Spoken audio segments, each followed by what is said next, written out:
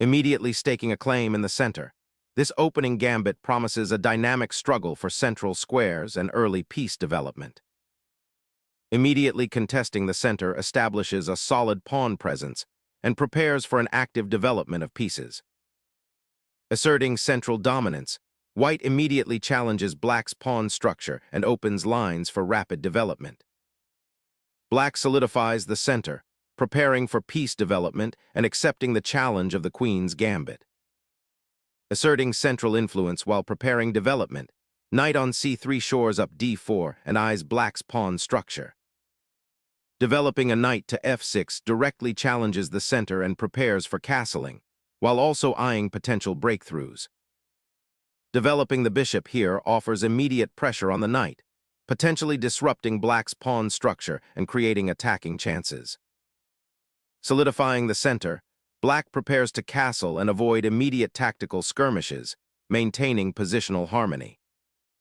Solidifying the center and preparing for kingside castling, this move prioritizes structural integrity.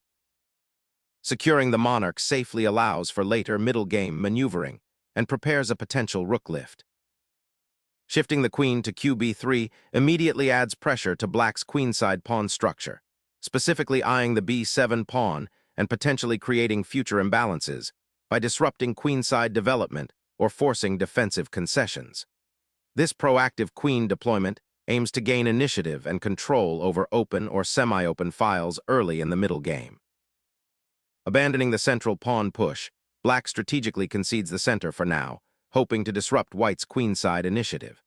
This liberation of the c4 square might unlock the c-file for their rook later, or perhaps prepare a timely c5 break. While it temporarily loosens the pawn chain, the immediate threat is to force white's queen into a more exposed position, potentially disrupting its coordination with the other pieces. Capturing the pawn on c4 opens up a diagonal for the bishop, creating immediate pressure towards black's queenside, while white maintains a solid pawn structure and prepares for central control. Initiating pawn tension in the center, black challenges white's queen and aims to break open the queenside immediately. This bold pawn thrust creates immediate complexities, forcing a decision on white's queen's position and potentially opening lines for both players' pieces. The central pawn structure is now far more dynamic, with opportunities for both sides to exploit weaknesses or solidify their positions. Black is embracing a sharp, active game. Immediately recapturing the pawn on c5, white prioritizes piece development and a more open central position over the immediate pawn advantage. This decision aims to liberate the queen's bishop and prepare for king's side castling, creating dynamic possibilities. Black must now consider how to regain pawn equality or leverage the potential weaknesses white might create in the center. The game's character shifts from a solid queen's gambit structure to something far more tactical, inviting active piece play. Bringing the knight to d7 establishes a valuable outpost, preparing for a potential regrouping and reinforcing the central pawn structure if white attempts a kingside advance. It also clears the way for the c8 bishop to participate more actively in the game, potentially targeting white's queenside weaknesses. Developing the knight to f3 aims to solidify the center, prepare for kingside castling, and increase pressure on the queenside, while also offering a potential outpost on e5 if the central pawn structure permits a future pawn push. Unpinning the knight and regaining central influence now opens up a promising diagonal for the queen, while simultaneously challenging white's central pawn structure and offering a potential trade that could simplify the position favorably for black's development. Reasserting pressure on the queenside, this maneuver seeks to exploit black's slightly passive piece placement and the open c-file, potentially aiming to disrupt the pawn structure or force concessions. The queen's repositioning, while seemingly active, might overextend and become a target if black can skillfully counter. Preparing a queenside expansion with the rook pawn is a natural step, aiming to activate the queenside pieces and potentially challenge white's central control. It's a cautious move, but it does commit black to a specific pawn structure and might delay the development of other pieces. Securing control of the open file with the rook is paramount, as it aims to challenge black's central pawn majority and potentially prepare for advances that could cramp black's position. Unleashing the queen towards the queenside, black seeks active piece play and pressures white's central pawn structure, creating a dynamic imbalance while simultaneously threatening to disrupt white's coordination. Clearing the path for the kingside pieces, this knight retreat strategically repositions itself to support a potential central pawn push, perhaps targeting black's potentially loose c5 pawn or preparing to reinforce d4. Black aggressively expands on the queenside, aiming to seize space and potentially disrupt white's control of the c-file, though this venture requires careful calculation to avoid overextension and potential tactical weaknesses. Consolidating the bishop's presence on the central diagonal, this maneuver prepares for potential queenside expansion, while simultaneously eyeing the weakened dark squares around black's castled king. Solidifying the queenside pawn structure, while offering a new diagonal for the bishop. Safeguarding the monarch initiates a period of structural consolidation, preparing for the upcoming battles on the queenside and within the central expanse. Black reinforces the c-file and aims to contest white's active rook by centering their own forces and preparing for potential counterplay. Reorganizing the queen to b1 signals a subtle yet crucial shift in white's approach, aiming to reroute the queen to a more active square, possibly c2 or even a1, to support an eventual queenside expansion or to escape the current pin along the b-file if black were to play qb6. It's a move that prioritizes flexibility and positional maneuvering over immediate tactical confrontation, recognizing that black's pieces are well coordinated and the center is somewhat closed. This repositioning also prepares for potential pawn advances on the queenside, like b4, while keeping a watchful eye on the d-file. Black's knight on d7 is now a rather passive piece, hemmed in by its own pawn structure, and this gambit attempts to stir up complications by sacrificing material for dynamic compensation, aiming to disrupt white's harmonious development and gain an initiative on the queenside. Seizing the initiative, white boldly repositions the knight to a commanding outpost, threatening to disrupt black's carefully constructed pawn shield and potentially create weaknesses around the queen. This aggressive maneuver forces black to immediately address the encroaching knight, potentially sacrificing tempo or committing a piece to a less than ideal square. The tension on the queenside escalates dramatically as white aims to exploit the knight's central presence to launch an assault. Black's queen now steps onto a more active diagonal, aiming to both threaten white's isolated pawn and prepare for potential counterplay along the c-file, while simultaneously seeking refuge from the knight's pressure. Unleashing the bishop to f4 initiates a direct confrontation, aiming to exploit the slight awkwardness of black's queen placement while simultaneously bolstering white's central presence and preparing for further queenside pressure. Unleashing a central pawn thrust, black dramatically injects dynamism into the pawn structure, aiming to dislodge white's imposing bishop and potentially seize control of the crucial d-file. This bold advance challenges white's spatial advantage and introduces significant tactical possibilities, forcing white to react swiftly to maintain equilibrium. White seizes the initiative, creating a dynamic imbalance by forcing a pawn trade that opens the d-file for attack and disrupts black's pawn structure, while simultaneously freeing the bishop for future action.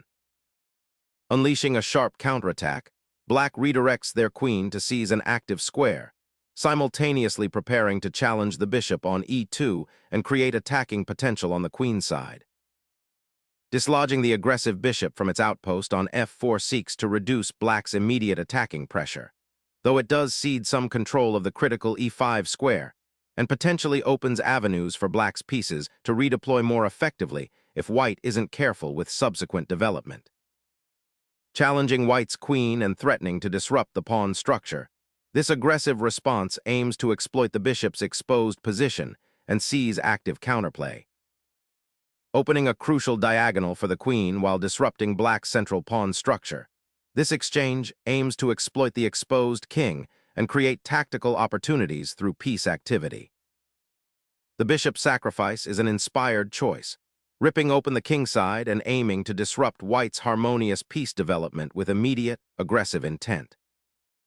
Opening the g-file with this pawn push creates an immediate assault on black's kingside defenses, though it simultaneously weakens white's own king's shelter, demanding careful defensive maneuvering.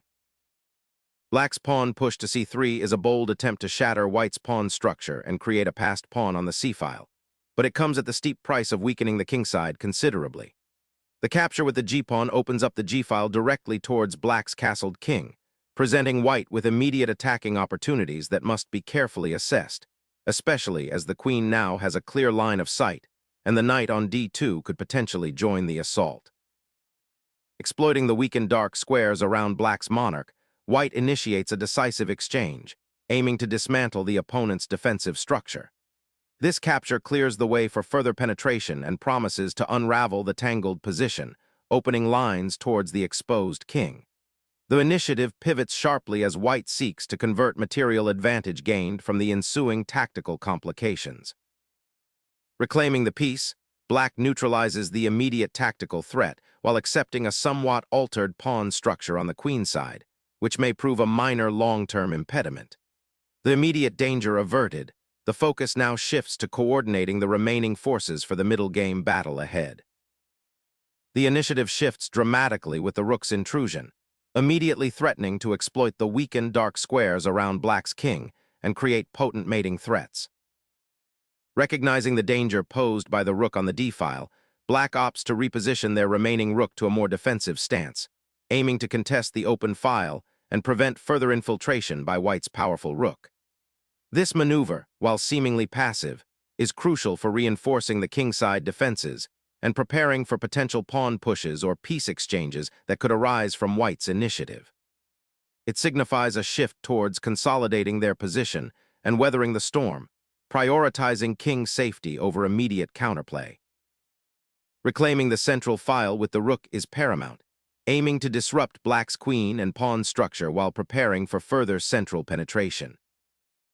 Unleashing a desperate king check, black attempts to disrupt white's consolidating position and possibly salvage a draw from a materially disadvantaged situation, hoping to exploit any lapse in white's king safety or piece coordination amidst this sharp, unbalanced endgame. The king ventures out of its protective shelter, a bold maneuver that immediately injects sharp tactical possibilities into the position, potentially creating new attacking avenues or exposing vulnerabilities if black can exploit the open lines with precise follow-ups. Unleashing a direct assault on the king's sanctuary, this aggressive maneuver plunges the black rook into the heart of white's defensive structure, creating immediate and pressing tactical complications that demand white's undivided attention. Unleashing a knight to its peak, this move targets crucial squares around black's monarch, potentially setting up a devastating discovered attack or simply improving white's piece activity on the queen side. A desperate gamble for initiative, lunging the rook deep into white's territory. This audacious raid seeks to disrupt white's consolidation and exploit any lingering weaknesses around the king, though it risks isolating the rook and inviting a swift counterattack if black's plan falters. The bold knight exchange has opened up lines, and now black is attempting to weaponize the half-open h-file, a dangerous but potentially rewarding strategy. White must tread carefully, lest this aggressive foray unravel their carefully constructed position. Disrupting the passed pawn's path, this recapture on c5 forces a reevaluation of the rook's advanced position, potentially leading to a tactical skirmish or a simplification that favors white's initiative. A desperate gamble, sacrificing material to ignite an attack on white's rather exposed king, hoping to exploit the open g-file that just materialized. Unleashing the knight to its advanced outpost, this aggressive repositioning disrupts black's precarious pawn structure and directly threatens the exposed monarch, forcing a critical defensive decision. Exploiting the open f-file and the precarious position of white's king becomes paramount with this aggressive pawn thrust.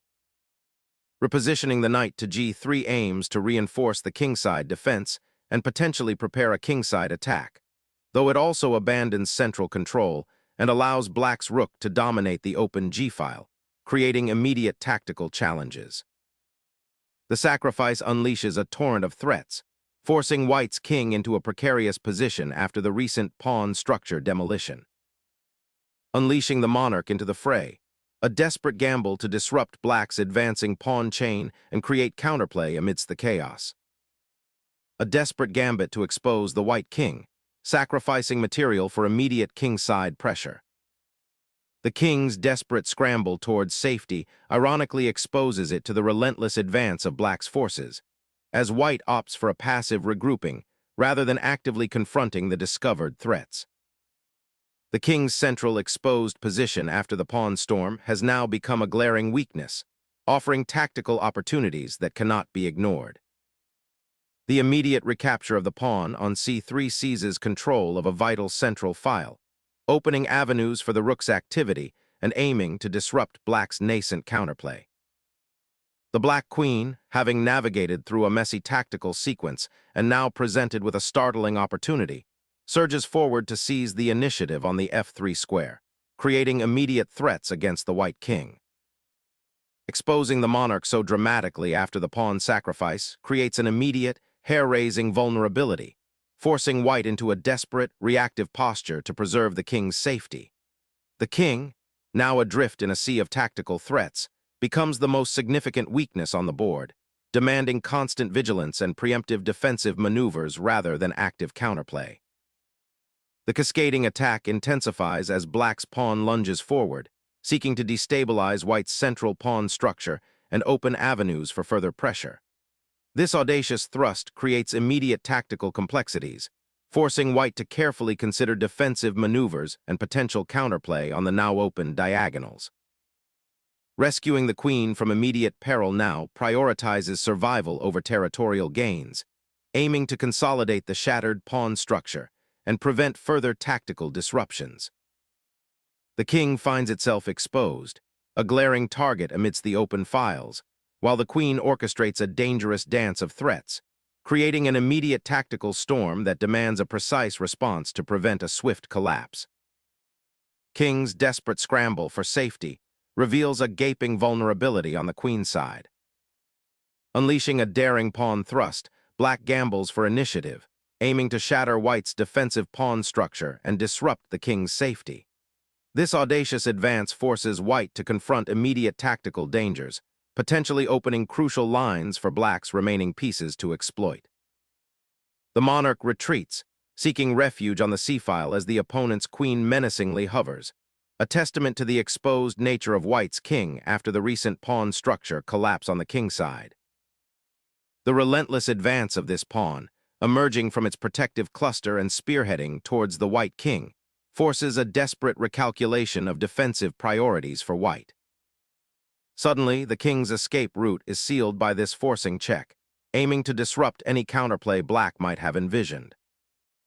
Embracing the incoming check on the b-file creates a surprising defensive shield for the monarch, daring the opponent to prove the breakthrough. Unleashing a tactical storm, the queen's repositioning now aims to exploit the weakened king cover and potentially initiate a decisive mating attack through the open central files, creating a dangerous interplay of forcing lines against the exposed black monarch.